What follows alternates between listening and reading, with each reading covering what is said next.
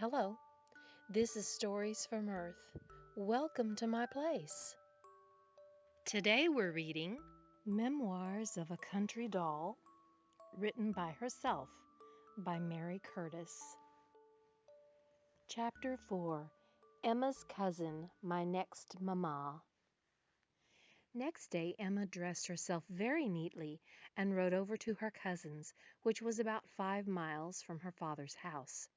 Emma cried all the way, and I, in spite of myself, could not help crying too.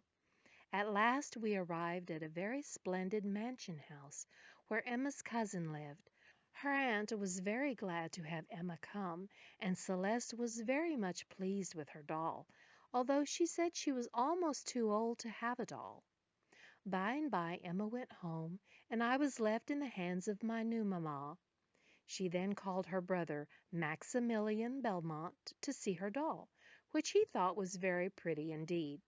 My last mother had told me that her aunt was a baroness, and her uncle a baron, which I was very glad to hear, as I thought I should see some very high life. The next day my new mother went out with her governess to buy some things for me, and as they could not buy anything fit for me in the country, they went into town. They went to the very same place where I was first bought by my first mamma, Lucy, and bought me a swinging bed with mattress and all complete.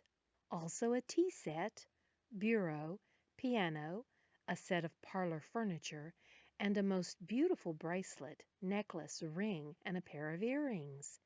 We next drove to a jeweler's and had my ears pierced, and the bracelet was marked Josephine Arnoldson. I forgot to say that my mother bought me a most beautiful little house that I could live in, and had it carpeted, papered, painted, and furnished. The next day my mother's governess cut out some dresses for me. I had morning dresses, afternoon, visiting, riding, party, and ball dresses. My party and ball dresses were so very handsome indeed that I think I must let my readers know what I had. My party dress was a pink silk, looped up in front, showing a white satin skirt embroidered up and down with flowers over the silk. My ball dress was a white satin with white crape over it, and small bouquets down the front, white kid gloves, an embroidered handkerchief, white silk stockings, and white satin slippers.